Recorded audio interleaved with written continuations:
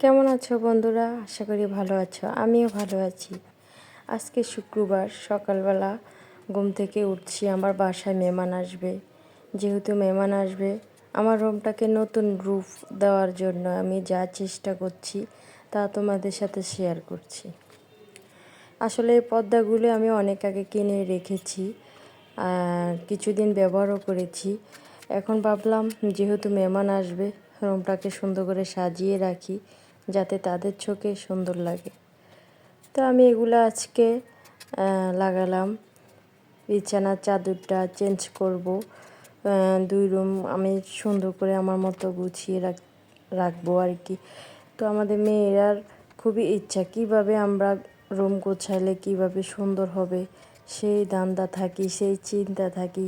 আমরা যখন সংসার গোছাই তখন আমাদের মাথায় অনেক কিছু ঘুরে, কিভাবে কি করলে রুম সুন্দর লাগবে বা বাসায় সুন্দর লাগবে, সংসারটা কিভাবে গোছালে সংসার সুন্দর চলবে। এটাই আমাদের মেয়েদের মাথায় সারাদিন ঘুরে। এবং কি বিশেষ করে আমার মতন কে আছে আমি জানি না। বিশেষ করে আমরা ভাবি যে মেয়েরা আজকে এটা রান্না করেছি, কালকে জানি কি রান্না করব, এটা নিয়ে চিন্তা করি সারা রাত। তো আমার মতো কয়জন আছে আপুরা শেয়ার করবা। আমি তো হাই হুতাশ পুরা রাত কালকের জন্য কি করব সেটা ভেবে থাকি। তো এইদিকে আমার এই পর্দাগুলো যেগুলো আমি ব্যবহার করেছি এখন খুলে ফেলছি। এগুলোকে আমি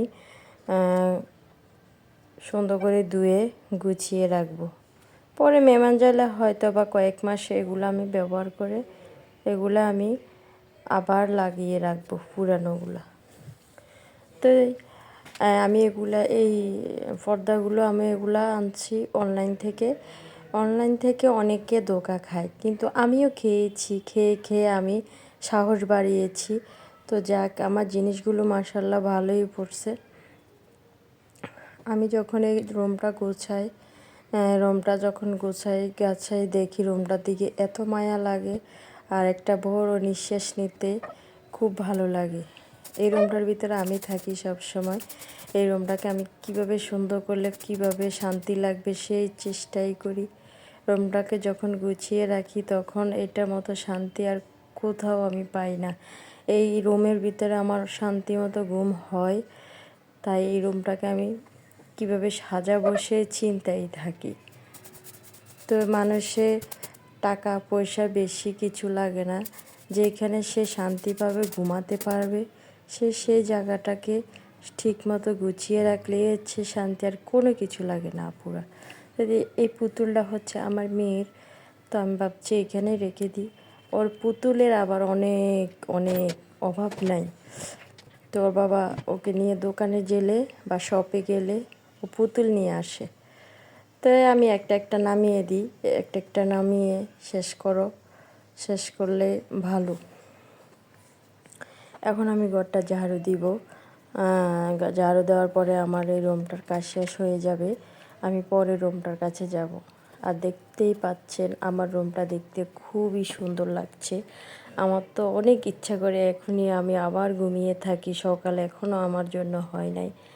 তো দেখছো কেমন লাগছে জানাবে। এখন আমি চলে এসেছি পরের রুমটা। এখানে আমার ভাই থাকে। এতদিন ছিল আমার ছোট ভাইটা, এখন আমার ছোট ভাই চলে গেছে, আমার বড় ভাইটি এসেছে।